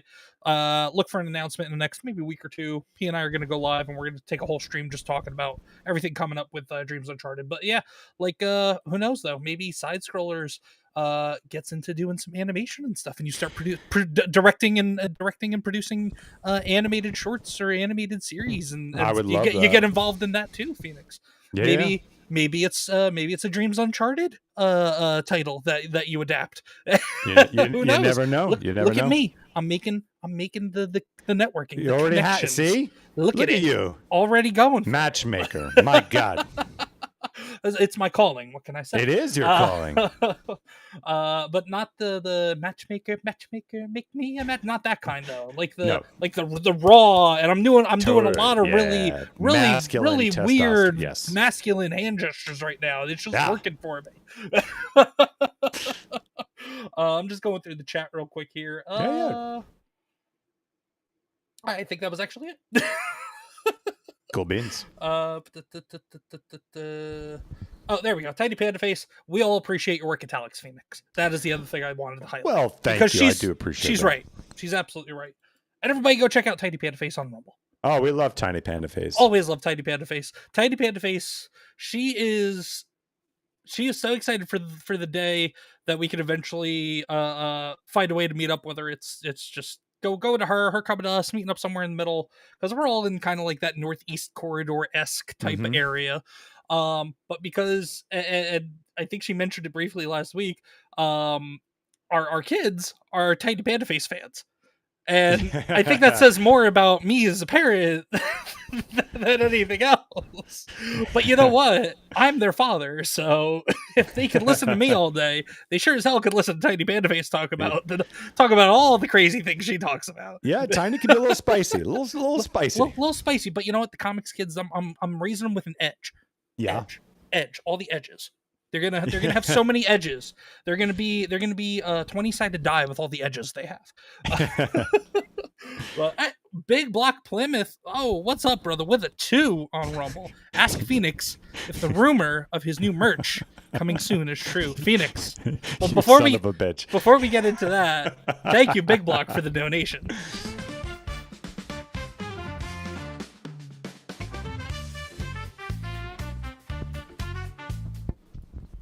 Now, Phoenix. Oh, yeah. I know you're big on merch. I know you're big on channel merch. Huge on channel merch. Huge on merch. I know it's been something teased for a while. Is channel merch actually coming? Of course. Yes. And let me share my channel analytics with everybody as well. Because I know you're all dying to hear that, right? Yeah. But for anybody that's not aware, why don't you go ahead and just give your quick 2 cents that I know you throw it out there on X once in a while about all that. I get a lot of flack just for context. Guys, look, I know I cannot be alone. Look, God bless small channels. God bless each and every one of us. I'm a small channel myself, so I include myself in this. But here's the deal, guys. No one gives a shit about your channel analytics. None of us care. Like, guys, by the way, ladies and gentlemen, last night we had the most retention rate of any channel that's ever done this and this and this. And, based on our charting graphs and our donation levels, it looks like we're really on a path of growth. Like, who gives a shit? No one cares. By the way, we've got I see you in the chat. There's all one of you right now, by the way, dropping some new fucking merch. New merch. Wah, wah, wah, wah, for all one of you. I got you on that. Hold on. Thank you. I appreciate that. And it's like, no, guy, stop it. No, stop. Like, focus. How about you focus on, before you're this big corporation of 2 people in the chat, why don't you focus on actually making entertainment for the 2 people in the chat first? That's all. Like, that's all I'm saying. And it's been this, there's more in a love affair of being a content creator instead of making content. That for some people, for some, and that's really what kind of chaps my ass is the is like just becoming so corporate. Did you ever want to hang out with someone who had fucking charts? Like, you know what I mean? No. I mean, the just kind of, because I the most recent time you posted about this, because I know I think maybe it's once a month, like clockwork at this point, you bring this up on X. Yes. This most recent time, I commented, and not necessarily as a fire back, but like I think I said something along the lines of, like, basically, as long as, like, yeah, nobody cares about your actual channel analytics, the merch side, you're nobody that's not 1 million subscribers or followers or more, like nobody that's not a Steven Crowder, a Dr. Disrespect, Gary of Nerdrotic, whoever else out on YouTube and Rumble and all that. If you're not one of those level, if you're not that level of a channel, the only merch you should be doing is, if you want to do merch, it should be at cost, just so your friends, your family, and your couple of viewers want to maybe have something with your logo or something on it. But at cost, not even trying to make a profit. At the very most. And to be clear, like, I don't like, God bless if you want to have merchants like that. Great. I'm not against any of that. What I'm really more calling attention to is that when that's the primary focus, right? Yes. Like you're not making content. What you're doing is you're trying to build yourself as a brand before you've even identified what the fuck you are. What are you other than just a salesman for you doing sales? Like that's it, right? You're already putting your face on a t-shirt when no one knows even why they want you on their shirt, if that makes sense, right? So no, God bless if a small channel wanted to make merch, have a ball. That's great. Just make content make that the thing that matters first, and then you build a little community and they want a shirt. Awesome, make a shirt for them. That's great. I don't care. For sure. So it's just that. Even then, just to, like I said, at least from my perspective, it should be at cost. Maybe an extra $1. Maybe add on $1 of profit, if that. But like you're not nobody. It's not like you're going out there and charging $50 for a hoodie and having it made for $5 because you're going to make a killing on the ComixDad sweatshirt and coffee mug and I don't know, ComixDad plushie, toddler aged plushie merchandise. The ComixDad binkies and bottle warmers and all the I don't know why I went down the route of infant. I don't know, maybe it's just the dad side of me kicking in. But I think the best example of what I'm trying to say poorly is this. I can't tell you how many channels I'll come across that are like, hey guys, we just got a 5. Let's see if we can make that into 10. Can we make that into 15? Can we make that into, guys, ladies and gentlemen, we got to get $25. It's that. And that's literally all the channel is. It's just that. And it's like, okay, I'm watching you beg for money. Okay. Do you offer anything for that money? The answer is no. It's just more. Now we're going to get to 30. No substance, just building hype to try to make money off of people for doing nothing. Yeah. Literally just sitting there screaming into a microphone, kind of like what we're doing right now. Yes. Like to date, I have not one time ever asked for a single penny, to the point where I actually had to, because I couldn't even turn it off in Rumble. With Rumble, you just automatically can make money. Yeah. And if there was a button in the beginning, I probably would have hit that, because that was never my goal. I just wanted to make art. I wanted to experiment stuff and meet great people. And I've been able to do all of that, and it's been wonderful. For sure. And that's kind of been my approach as well. The only reason why I have because I have I have Venmo for the channel, I have ComixDad, like PayPal, Ko-Fi, and the only reason why I set that up is not because I was asking people to do so, but because a couple of people before I expanded over to Rumble were just asking, hey, is there a way that we can just kind of support what you're doing? Mm-hmm. And because people that are watching streamers and content regularly know that there's at least some kind of a small cost, whether it's using what we're using here tonight, EV Mux, or just maybe getting a new microphone or getting a better camera or something like that. So I was like, I never thought about it. Let me set something up real quick. And then it kind of just took from there. And now just people kind of, whenever they feel compelled to, they do. But I never sit there and I never ask for anybody to donate. Yeah. I always just make sure people know that that's an option. But I never sit there and ask. And I think the people that sit there and go out asking for the money, they are the people that are kind of, I don't necessarily want to say that they're a problem, but it's disingenuous. Yeah, I would never be on this channel if I felt that that's what you were. Of just wanting money and stuff like that. Well, little do you know, I have you here so I can get these Rumble rants that are coming in. The $4 from Big Block and Aramis is going to go a long way. Look, by the way, I think we should all acknowledge that we do realize that this is all setting up for a spectacular sellout moment for me at some point in the future. For sure. And I will be here for it. It will happen. The lead up will happen on this channel, and then the sellout moment will happen over on huge sellout moment. Diamond studded jacket with my face on it, and just you're just Chris Jericho style. Break the walls down. Yeah.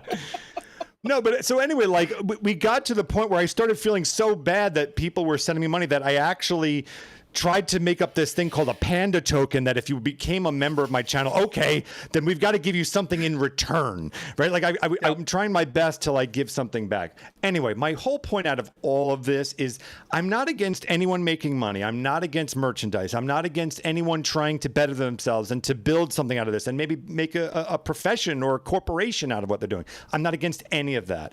All I request is that you have something to say first, that you have something that you wanted to make, that there was something you wanted to put out in the universe that was more genuine than I want money, give me money, because that's the only thing. So when I see a lot of these small channels, the ones I'm talking about are the ones that just like, I want to be a content creator. I want my face. I want to be famous. And they made their channel and then never thought about what they were making. It's just, it's just this narcissist feedback loop of worship me, give me money, and you want my face on your shirt. It's just like that shit I find nauseating. No, I am 100% on board with you with that. But that's a great segue into some more chats and then maybe a topic or two before we call it a night. Yeah, I'm good for another half hour or so I'm good. Yeah, let's hit some chats. This is Web. This is my moment to state for posterity that Snipe Hunter has launched. Read it for free. DreamsUncharted.com. a little homage to Queen. Yeah, a little homage to Queen Comic Swift there with the accent at the end. But yeah, like I said, guys, go check out DreamsUncharted.com. Webb's doing a lot of good work. He's got talented artists and colorists working on these books, and you could read them for free so long as he gets the funding needed to release more pages as they come out. He's got a different funding style for his books because making comics costs money. But Webb's a good guy. Go check out his website and support him. Daramuth, I know this came in a while ago, said, "Okay, kids, tell PandaSub how good he looks and leave him a tip. Preferable a 3 or a 5, maybe a 5. I'll see you guys later." Dara, thank you so much. Even though you're gone already, thank you so much for being here, man. And head on over to the let's see, hold on, I gotta put Venmo.com new account PandaSub2000. That's all correct. right, go ahead and go donate to Venmo PandaSub2000. I guarantee you it will all go to Phoenix, maybe eventually. Tip my hat to you both, Aramis. That is too kind. I'm not showing the hat here again though. Yay, Phoenix! That's why we love you. Something happened 41 minutes ago that they love you. Well, I mean, every moment with me is something to love. It could have been 41 seconds ago. We're 41 minutes from now. Could be just a preemptive love for something in the future. Sure. Can't wait for you to get back to that either, Phoenix. Talking about the show, the PandaSub Saga series, show. Aramis says he's pivotal to the channel in terms of side scrollers. Yes, he absolutely is. You absolutely are, especially in the time because I haven't been watching side scrollers for super long. Honestly, I've been watching side scrollers for probably right around the time that, because you said around the beginning of the year, Craig reached out to you and you guys made it official. Probably around that time is when I really started watching side scrollers, somewhat regularly whenever I'm able to catch some shows. Patty Quinn said, "I still want to make my show where Phoenix and Craig are a couple and their 13-year-old boy or girl, Blabs, and everyone can't figure out if Blabs is a boy or a girl." Good news. We are working on that as we speak. Don't hold me to it, but we are working on that. Power Keg Greg says, "What about my floor cat analytics and merch?" We do, yes. I know Power loves my floor cat. God rest his soul. I didn't kill the cat. I didn't kill him. That's important to preface. That's very important to preface. Yes. Patty Quinn said, "I'm gonna make a shirt that says #PattyDaddy. I like it. I love that. I'm all for it. #PattyDaddy. Put it in the chat. Yeah. Power Craig said, "This is a boating channel shirt. When?" That is a good point. I will be getting on that. Honestly, if you were to actually do merch, that would be a shirt. That I do like. Yeah. If the great thing about my channel is that if we were to make merch, it would be the most strange inside jokes that no one fucking understands. That only the people that have been watching for months will buy. Yeah. Yeah. We have so many inside jokes. Like Tiny will even say to me, like, "I don't even remember why that was a thing." Like, me either, but we just keep going with it. Isn't that how it goes? I have a thing with a childhood friend of mine where for some reason orange juice is a laughable trigger for us, and I have no idea why. Yeah. I have no idea. Now I gotta call him and ask and see if he remembers, because it's been a while. But anyway, Tiny Panda Face says Phoenix plushies. Yes, On it. That's the first merch I'm going to make is me as a plushie. both Bald Phoenix and Hair Club for Men Phoenix. Yes. You're going to get both. Yes, Both. That's an add-on accessory. The hair accessory does cost more. Okay, get your credit cards ready. Well, I mean, it's Hair Club for Men. You got to pay a little extra for premium. So Good point. Thank you. That's perfect. Phoenix mouse pads with big boobies. Also working on that. I appreciate that. Absolutely. Yes. Power Greg, DSP is my hero. He's everyone's hero. Everyone's. Teddy Panda Face says, my whole angle is screaming into a microphone, sir. And Lord knows she can scream. Yes, and she's wonderful. She's wonderful to have as a guest, and constantly have to keep your hand on that meter, that volume meter. It's a lot of fun. Well, I don't know if you. I'll get back to you in a second, Patty. I don't know if you caught it, but a few months ago, she was on Queen Comics Wife's channel actually, and the two of them, like that, the chats were just eating it up, and that was. I was sitting there in the background moderating and just sitting there in the studio on the back end, like, when do I need to hit end stream? When is the time coming where I need to just abruptly hit end broadcast? Yeah. Just in case. Between the two of them. Phoenix won't sell out, he'll buy in. Beautifully said. Yes. Yes.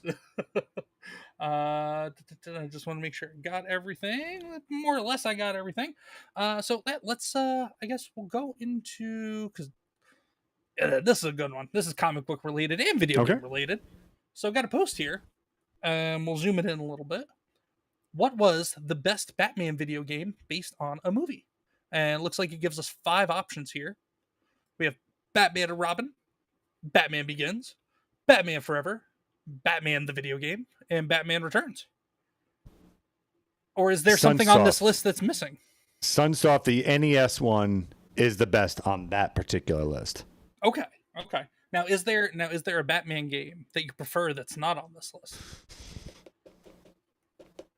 I'm trying to think, because there's a lot of Batman games. I would say the greatest Batman game of all time is the Arkham series, right? So I would say the Arkham trilogy, Arkham City. Yeah, that's kind of like Asylum. the layup answer. Yeah, but as far as the standalones, I would say the NES one is classic. It was better than it should have been.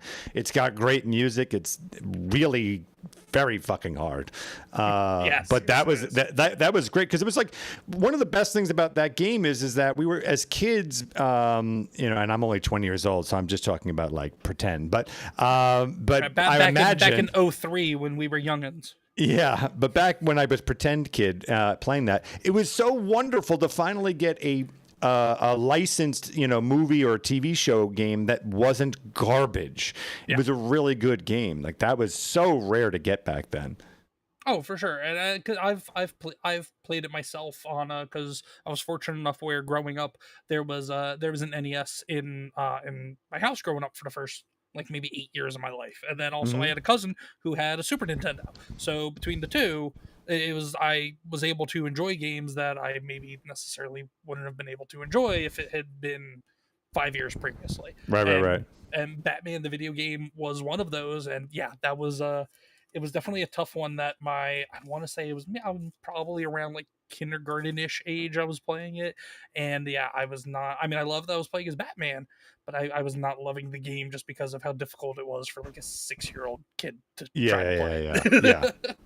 Yeah. For me, I'd probably have to say it would be on, I forget if it was Game Boy Color or Game Boy Advance, but Batman the Animated Series.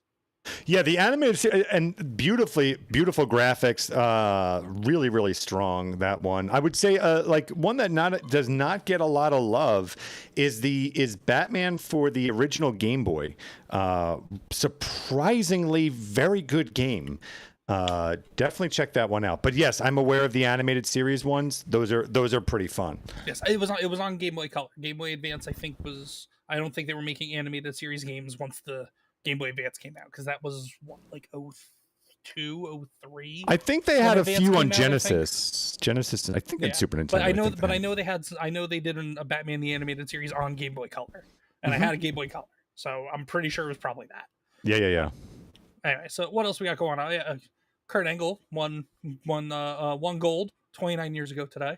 Wow. Just I had a whole bunch of things pinned just in case, depending on where the conversation went. Sure. But here we go. This is a good one. And this is, I actually like following this profile on what's called X, video game history. It's actually a pretty fun follow. But what's the first game that comes to mind when you see the Rare logo? Donkey Kong Country, arguably the greatest video game, arguably, of all time. Now, see, Donkey Kong Country is the second game that I thought of. I thought of Diddy Kong Racing. Yeah, it depends. Right. I think it really just depends on where you came in on it. You really can't go wrong with that late 90s, early 2000s Rare. Like pretty much any game you pick is going to be, as the kids say, a banger. For sure.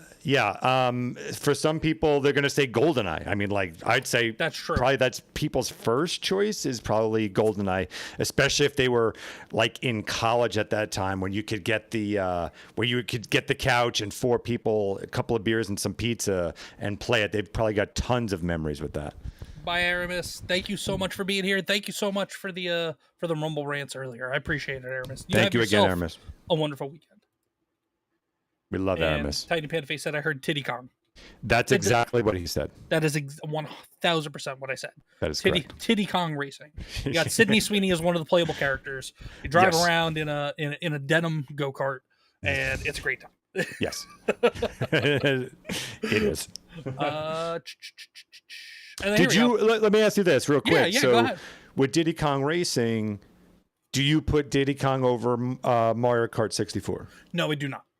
And why? What is that? Because a lot of people will tell you that Diddy Kong Racing is the better game if you've really sat down with it. I think part of it is just because I did play actually an emulation of that in the last few months, and the steering just felt a little bit, the control felt a little bit stiffer and harder than like almost as if I had to put a lot more effort into the stick to get any of the racers to turn in Diddy Kart Racing, as opposed to in Mario Kart, where it's literally just a tap of the stick. Even Mario Kart 64, just a tap of the stick, and you're going off left and right and off the track. I think just the increased, I don't even know if I want to call it physics, considering the time, the year that the game was out, but just the increased difficulty in the control of and the actual steering itself of the carts, I think is the reason why. Not that it wasn't fantastic and fun, and I mean, yes, there's a whole world built around it, and basically, more or less, it kind of is what I think Nintendo finally decided to do with Mario Kart World, in a sense. Right? Yeah. How many years later? 20 some odd years later. Yeah. But I would say that was probably the main reason for me, just because I do have some firsthand recent experience with it. With did I say emulation? I meant memulation. Is just a made up word that I like to use when I'm using Nintendo official hardware. That's what I heard. Memulation. That's what I heard. Memulation. Yeah. But no, that is why, at least for me personally, I would say Mario Kart 64 over Diddy Kong Racing. Okay. But it's like right there though. Yeah. It's not like it's Mario Kart by a long shot. Sure. But 36 years ago today, one of the most revolutionary video game consoles of all time saw the light of day, the Game Boy. That was absolutely amazing. So for me, I remember not being able to process that you could take a console with you wherever you went. I couldn't comprehend that. Like, we had like Tiger Electron. I don't know if you're familiar with Tiger Electronic handhelds, but they were as close to AIDS in your hand as you could possibly get. Just a big fat bucket of AIDS. It was you. They would only Magic Johnson was immune to it. Exactly. Yeah. So like that's what we were used to, So when we heard Nintendo was going to make like a handheld, we're like, oh great, more AIDS in our hands. Like what are great. But no, like, and the fact that they came out with Tetris, which was, who the hell knew that was going to be like one of the best games of all time with the most addictive music ever. But then Super Mario Land was this incredible Mario game, and like absolutely incredible. And that it wasn't like they just went out and went, okay, we're going to take the Super Mario Brothers that we're going to put it on here. They made a legit their own game with its own personality and everything. It was amazing. So, and amazing technology. I found and amazing it to be first incredibly games. difficult. Super Mario Land. We just beat that on my channel. I mean, because we're ultra best, man. That's clear. Yeah, of course. But Only the Ultra Best can beat Super Mario Land for the Game Boy. But I'm actually the only person to ever beat it. I missed out on having a Game Boy by probably like 2 years. I remember growing up with a Game Boy Pocket before Game Boy Color came out. Yeah. So I unfortunately never owned an actual a traditional original Game Boy, but I do feel like I had the next best thing. It was a Game Boy Pocket, and I think before, when we were still living in New Jersey, this was like almost 6 years ago. I want to say I actually found my Game Boy Pocket at my dropped the cup. Fortunately, there was no liquid in it. But I think I found my Game Boy Pocket at my parents' house, and I think the insides were just too old and outdated. I'm sure if I knew what I know now, I probably could have just popped it open, and it was probably just the actual internal battery that I just need to pop off the board and pop another one in. That's probably all it was. But I was so excited when I initially found it, because my earliest memories, like I said, playing Game Boy Pocket, and then it was playing Super Mario Land on the Game Boy Pocket, but then also playing Pokemon Blue and Pokemon Red. I was that was me. I was that generation. So but yeah, Game Boy official Game Boy, 36 years old today, which I've been playing Pokemon Red only on official Game Boy technology on my Rumble only Mondays.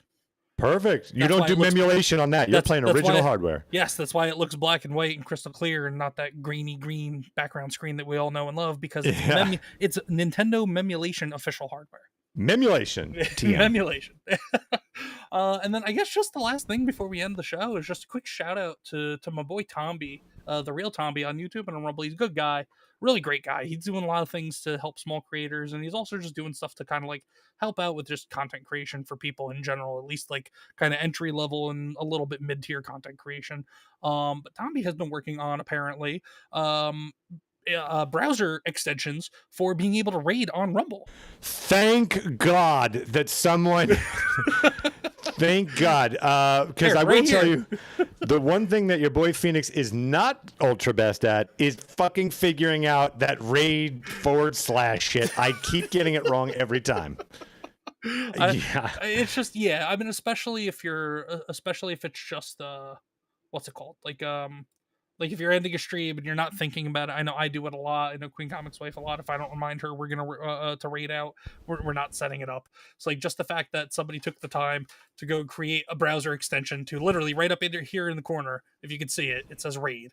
Like all you do is click that. This list will pop up. He has it programmed for any channels that you are following that are currently live. You can raid on over to a live channel that you are following. And then it'll get it all set up in the chat and everything, and you just got to hit confirm raid. I don't know why Rumble has not made this like a feature, at least that I'm aware of. That would make life so much easier. Just press the damn button. Thank you. For sure. Yeah, well, thanks to Tomby for that. It's coming as a browser extension. He's working on it, but right now you can also just sideload it yourself off of GitHub.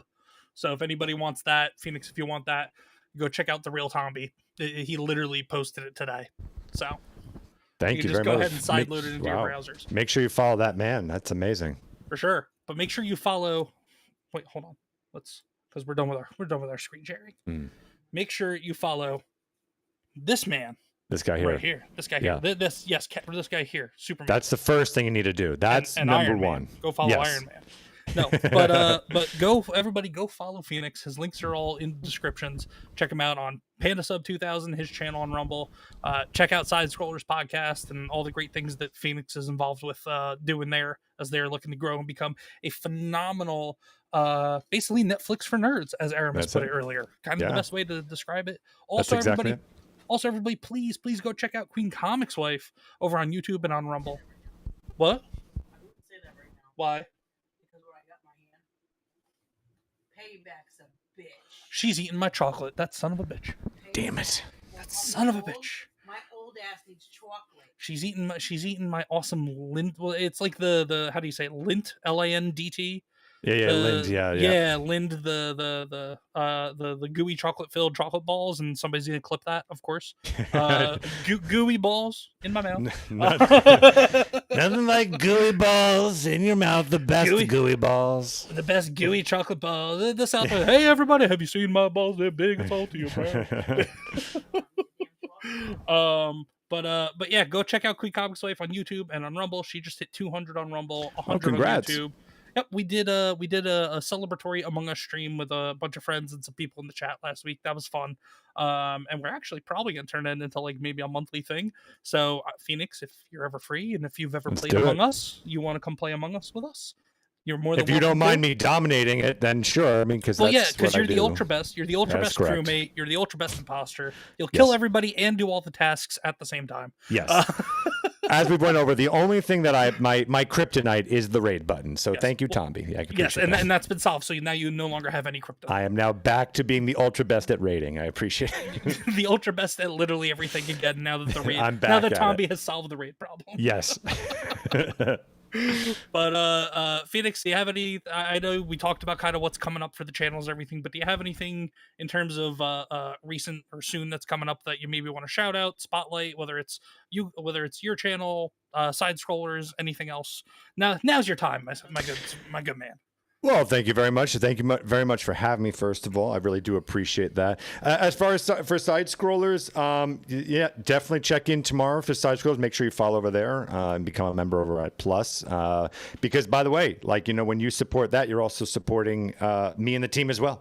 So we appreciate that. Big announcement over there tomorrow. Now, as far as my channel, I've been building about 4 massive shows in the background now for almost about a year now. One of which is a new show called Deathmageddon, which I'm extremely excited about. That's going to pit teams of people with randomly selected retro video games, and the chat literally bets on who's going to win. And there's all sorts of these mechanics that can set traps for the people who are playing it. I know it sounds like I'm on drugs right now, but when you see the show, you will love it. I promise you will love it. We're also working on a new, instead of the next successor to Ultra Best of Games, we're going to be turning into Lord of Games, which is a huge set, a massive set, and a brand new way of watching gameplay. I'm very excited about that one, as well as continuing to hopefully get back to that Saga series. So a lot of stuff is coming. We're going to be having guests coming on our Chaos and Fury show, which I'm very excited about. And I also always like to shout out my phenomenal partner, Tiny Panda Face. Make sure you also follow her channel. She is a wonderful person and an even better channel, so follow her as well. Thank you. Your wonderful co-host who shared, I used to work in the Lindt store in high school. I stole all the chocolate. There it is. There's my partner. Your partner in literal crime. She is the ultra best at thievery, and I appreciate that. Yes, and Tiny Panda Face, thank you so much. Said, this is a great interview. You did a phenomenal job. I'm a functional retard on the internet just sitting here talking bullshit with people. That's all it is. But everybody, thank you so much to all the people who were watching, the lurkers that were here, the cave and went, and the 15 people still being here watching. Thank you so much, guys. I appreciate y'all. Please come hang out probably tomorrow night. I know Friday is because between me and the wife, we kind of split and share nights and days for streaming. I'm probably going to be doing some kind of a gaming stream tomorrow. Don't know what yet. Probably going to continue Liza P. Just to finish it, just to get through it. Once I start something, I'd like to at least attempt to finish it. Come check that out. That should be what I'm doing tomorrow night. Like I said, go check out Queen Comics Wife's channel. Queen Comics Wife will be live 11 a.m. Eastern Standard Time tomorrow morning. Playing Demonologist with our friend Yarn Witch live. Yeah, nice. So come on in, play some blurps, scare the ever-living bejesus out of her. It's going to be a great time. And then come back on to the channel here on Sunday night for my weekly show, The Pull List, where I go over just new comics coming up for the week, because every Wednesday is New Comic Book Day, and I'll kind of go over my personal recommendations of what I think is worth going and checking out your local comic shops, and even some recommendations of what to possibly avoid, because there's a lot of slop in comics still these days, but there's also a lot of good stuff going on too. But until next time, everybody, I'm ComixDad. This is the ultra best at everything. It's true. Yeah, it is true. And I will catch you all later. Thank you all again so much for being here. And I hope you everybody have a good night. Remember to be good to yourselves, be good to each other, support your local comic shops, support independent comic creators like our buddy Webb from Dreams Uncharted, who was in the chat, and support small content creators like myself, like Phoenix, like Tiny Panda Face, Queen Comics Wife. Trying to think of who else is here. Power Keg Greg, Big Block. I'm trying to think of who else was here earlier. I don't know. All the people, all the small channels, everybody who's got less than 500,000 followers and subscribers. Go check them out. Go support them. Beautiful. Yes. All the small channels of 500,000. Yes, all and those. Make sure you donate to the 500,000 subscribers. They really could use it. They need a new infinity pool in there. The 499,000 subscriber channels. Those are the ones you got to go look out for. Yeah. Help those poor bastards. But thank you so much, everybody. This has been awesome. Phoenix, brother, thank you so much for coming on. Thank you. I have absolutely enjoyed this. This may have actually been the ultra best episode of Talkin' Shop. We did it. Thank you. Oh, feels good. Minus the caveat of the first ever episode with Queen Comics Wife as the guest. That always takes the number one slot.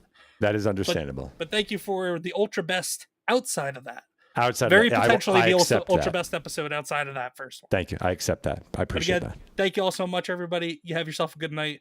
I'm ComixDad. This is Phoenix of PandaSub2000. SideScrollers. We're out of here. Later. So tune in, geek out, it's all in good fun. Talking shop with ComixDad, everyone. Let's keep the conversation lively and bright. See you next time for more insight. Welcome to Talkin' Shop, where we never stop discussing heroes, villains, every plot twist we've got, from ink to screen and all in between. With ComixDad and friends, it's the scene.